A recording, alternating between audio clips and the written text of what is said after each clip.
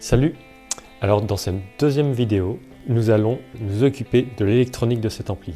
J'avais déjà placé les deux transfos d'alim, transfo de sortie, les deux supports de lampe, la prise secteur et l'interrupteur. En dessous, on peut voir que tout reste à faire. Alors déjà, la première chose que je vais faire, c'est mettre du vernis autour là. Donc du vernis toute application. Le vernis va se mettre entre les lames. Et ça va éviter d'avoir des vibrations. Il peut y avoir des lames qui vibrent à 50 Hz. Par capillarité, le vernis va se loger entre les lames et comme ça, elles ne bougeront pas. Je suis tranquille. Je l'ai essayé là, il n'y a pas de lame qui vibre. Mais c'est juste une précaution à prendre que je prends à chaque fois que je fais des amplis ou je prends un ancien transfo de radio. Et pour l'instant, la deuxième chose que je vais faire, c'est que je vais faire au propre la façade là. Je vais juste passer un petit coup de spray à l'usingue pour avoir une façade propre. Aussi, ce que je vais faire, c'est que là, il y a mes deux potentiomètres qui seront là. Là, il y aura le jack. Et pour cacher les trous, il va falloir que j'installe la petite baguette là. Petite baguette en aluminium. Voilà, je viens de faire les peintures. Maintenant, on va parler plus de l'électronique. Déjà, nous allons câbler cet ampli comme le Thunder 5F2A. Je vous mets le schéma tout de suite en incrustation.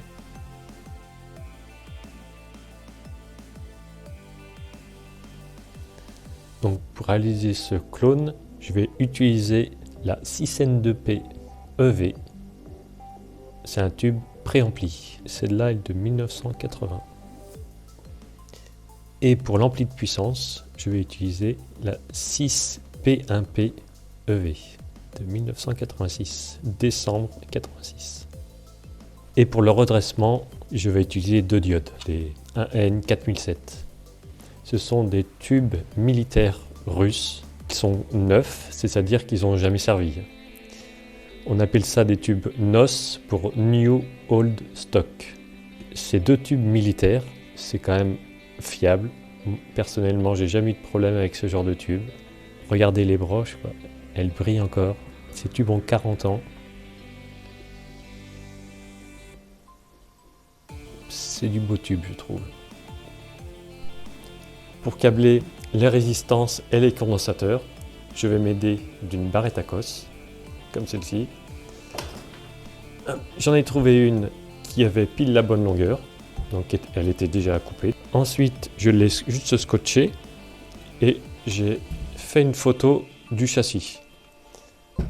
Cela m'a permis de l'imprimer et ensuite je peux câbler à la main au brouillon pour avoir un câblage le plus cohérent possible sans longueur de fil. Pour fixer cette barrette à cosse au châssis, eh bien, je vais venir faire des soudures directement à la masse. On peut voir ici que j'ai tracé où est-ce que je voulais ma barrette et j'ai aussi tracé l'endroit où je dois faire mes soudures de masse. Donc maintenant, je vais gratter ici et je vais faire mes soudures. Les 5 soudures à la masse sont effectuées. Ma technique, ça a été de mettre d'abord un coup de décapeur thermique et ensuite, je prends mon fer à souder de 100 watts. Je ne prends pas mon petit fer. Fer à souder de 100 watts. C'est important d'être assez rapide pour avoir une soudure brillante. Quand on est débutant, on n'a pas forcément un fer de 100 watts. Si on prend un petit fer comme ça, on le met à fond, ça peut fonctionner, mais c'est pas évident, on passe du temps et on risque d'avoir une soudure terne, une soudure sèche. Ensuite, j'avais prévu de mettre ce condensateur. J'avais prévu de le mettre dessus. En fait, on a la possibilité de le mettre comme ça. Mais comme il y a déjà pas mal de trous sur ce châssis et que j'aurai pas grand chose, j'aurai rien ici au fait, et bien je vais l'installer comme ça. J'ai deux trous à faire pour le fixer. Le boîtier avec les deux condensateurs électrolytiques est maintenant fixé. Ensuite, j'ai câblé l'alternatif, donc avec le secteur, la prise secteur, l'interrupteur au primaire du transfo d'alim. J'ai câblé les filaments avec les deux résistances de 100 ohms qui permettent de référencer l'enroulement filament à la masse. Les filaments, broches 4 et 5. sur les deux lampes. J'ai câblé aussi la masse des condensateurs électrolytiques. Comme ce sont les condensateurs de tête de filtre, il est important de directement ramener ce fil au point milieu de la haute tension. On va pouvoir regarder si les filaments s'allument, mais avant de brancher, il faut quand même s'assurer qu'il n'y a pas de court-circuit sur la prise là. En ohmmètre. Voilà, 52 ohms. Donc là, c'est bon, on va pouvoir brancher. Je tiens à préciser aussi qu'il y a un fusible. Il est de type carton comme à l'époque. Je l'ai mis sur 245 volts. En ce moment, sur le secteur, on a 230 à 240 volts. Donc il faut toujours le placer au maximum. 245 volts, c'est parfait. Je l'ai branché sur mon transformateur d'isolement et on va pouvoir allumer. On va regarder quand même que l'aiguille ne parte pas en flèche.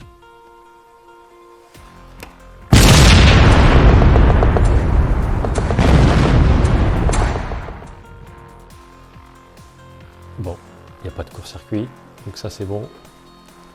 On va regarder si les filaments s'allument.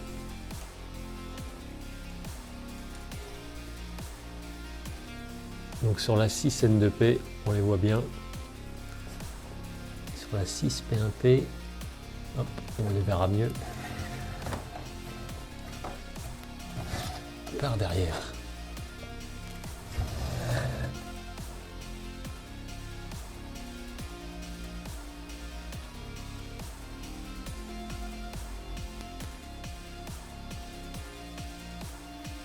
Je relève la tension alternative au niveau des filaments. J'obtiens entre 6,6 et 6,7. Là, ça baisse un petit peu. C'est la tension secteur qui fluctue. Quand la haute tension sera connectée, le transfo d'Alim sera chargé et donc cette tension devrait aussi baisser un petit peu. Donc on devrait se trouver entre 6,5 et 6,6. Donc on est dans les clous, on a un petit peu plus de 6,3, mais on est toujours dans la marge des plus ou moins 10%. Donc pour la tension filament, c'est tout bon. Je vais d'abord câbler le préampli, dans l'ordre, les fils de masse, les cathodes, les G1 et les anodes, ainsi que la haute tension. Puis je ferai de même avec le tube de puissance. Je vous montre en photo l'évolution du câblage. Le fil vert sur le bouton vert, le fil rouge sur le bouton.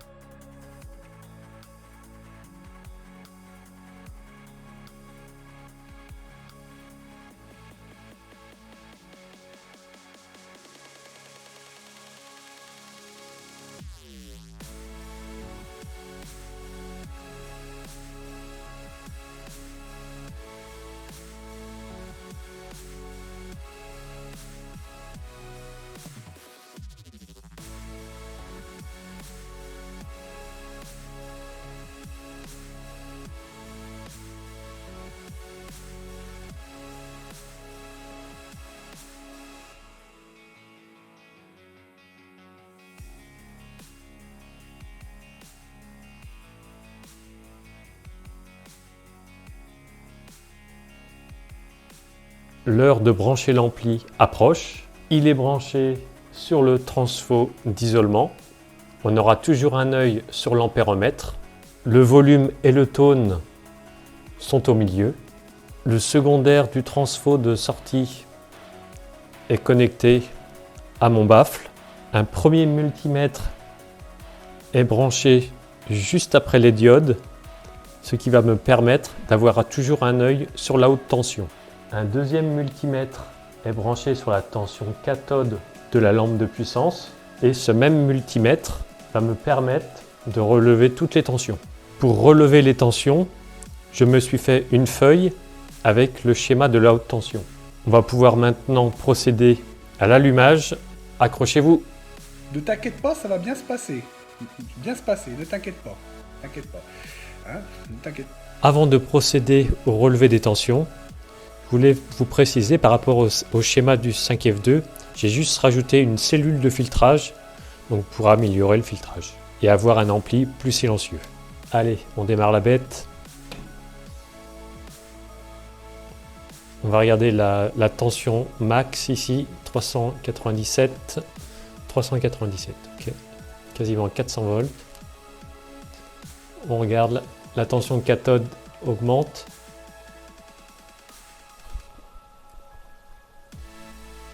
Tension cathode augmente, la haute tension a un petit peu baissé forcément, on charge un petit peu plus le transfo. Voilà, donc la tension cathode 17,5, donc je m'attendais à avoir un résultat entre 15 et 20, donc ce qui est logique. Au début je mets toujours une tension cathode pour être sûr qu'elle ne débite pas trop et qu'on ne va pas flinguer la lampe. Donc là on est bon. Et toujours avoir un œil aussi sur la haute tension. Si jamais elle descend brutalement, ça veut dire qu'il y a quelque chose qui consomme. Et mon ampèremètre, lui, il est stable. Donc tout va bien. On va pouvoir faire les relevés.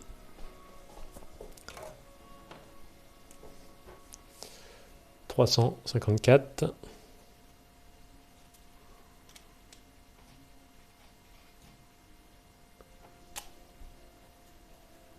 337.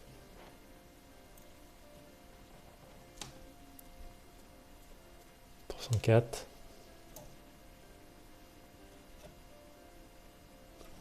266. Si vous entendez un bruit dans le haut-parleur, c'est mon micro-cravate. Voilà. Maintenant, les tensions. Tension au bord de la résistance, là. 18,5.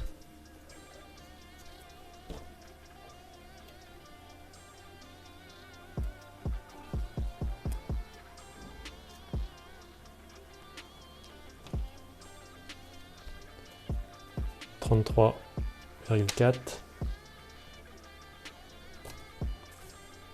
Donc ces tensions-là vont permettre de calculer les courants. 35,7. Ensuite, je vais prendre les tensions de la lampe de puissance.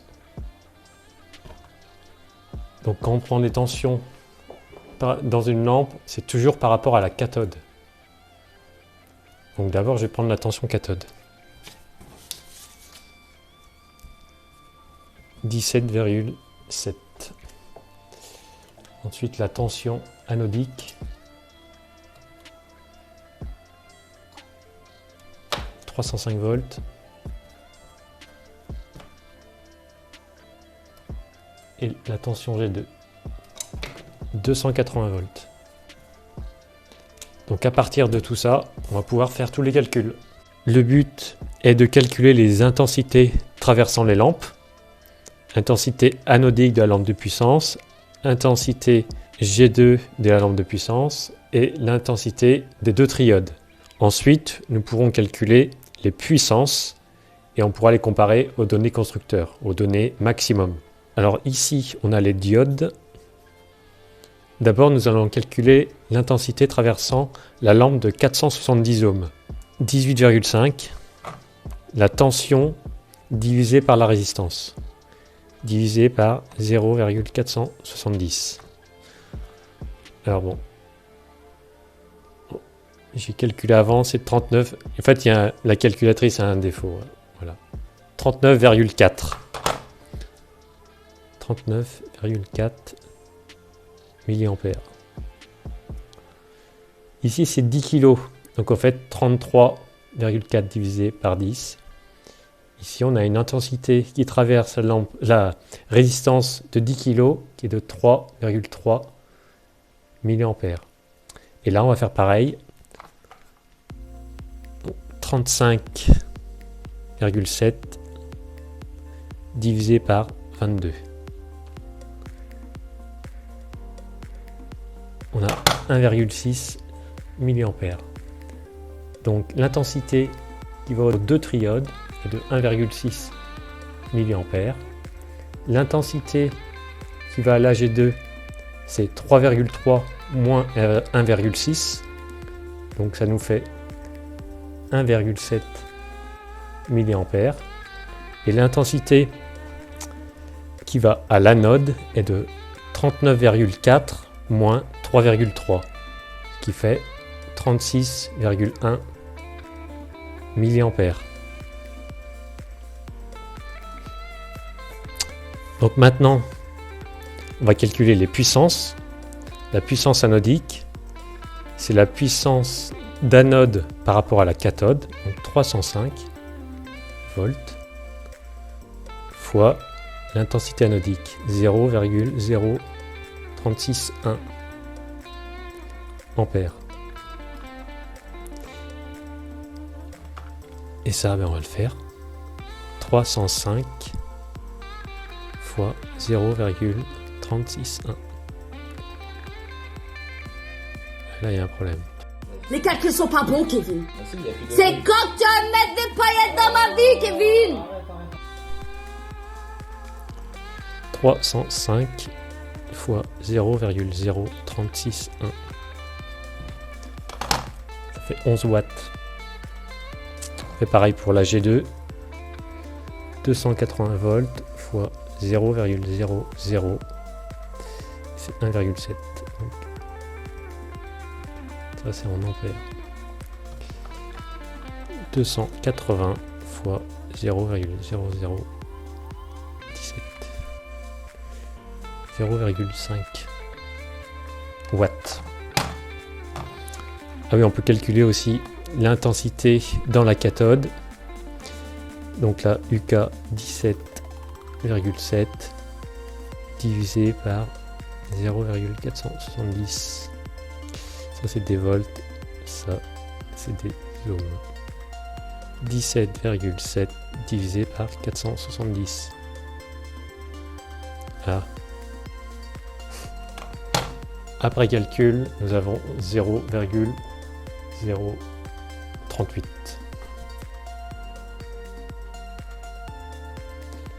Donc 38 milliampères.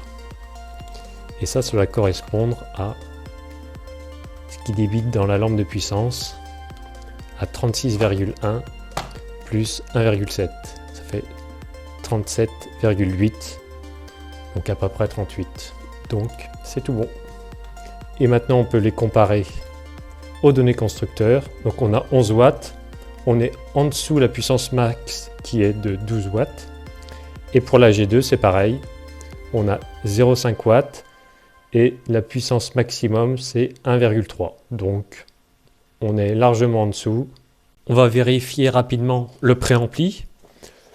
Précédemment on a déterminé que les deux triodes débitaient 1,6 mA. On va prendre les tensions sur ces deux cathodes. J'ai mis des résistances de 2 kg. Donc sur la première cathode, j'ai 1,6 volts. Avec 2 kg, ça veut dire qu'on a 0,8 mA. Et sur la deuxième cathode, j'ai également 1,6 volts. Avec une résistance de 2 kg, ça fait encore 0,8 mA. Donc les deux triodes sont très bien, elles sont équilibrées. Il nous reste à voir un élément, c'est la contre-réaction. Comme vous pouvez le voir, pour l'instant, elle n'est pas connectée. Nous allons effectuer un test pour savoir si elle est câblée dans le bon sens. Si par la suite on s'aperçoit qu'elle est câblée dans le mauvais sens, il faudra inverser les deux fils qui sont sur le secondaire du transfo de sortie. L'ampli est allumé, j'ai mis le volume assez fort pour qu'on entende le bruit. Je vais connecter ponctuellement la contre-réaction et si elle est dans le bon sens, le bruit diminuera. Si elle est dans le mauvais sens, le bruit augmentera et il pourrait même y avoir des sifflements.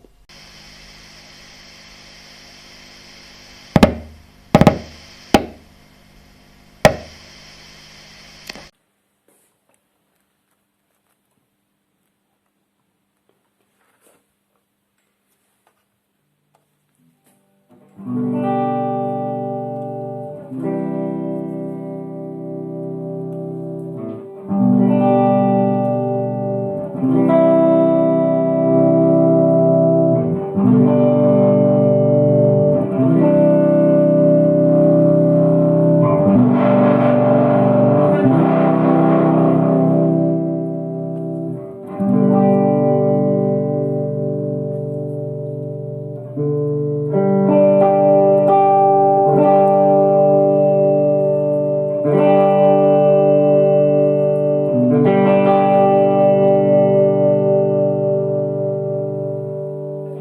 avez pu constater que la contre-réaction a été câblée dans le bon sens. Ensuite, j'ai pu effectuer des essais avec ma guitare qui ont pu révéler que l'ampli fonctionne parfaitement. On se retrouve dans une nouvelle vidéo pour les essais de l'ampli. Merci d'avoir suivi cette vidéo. Ciao, bye!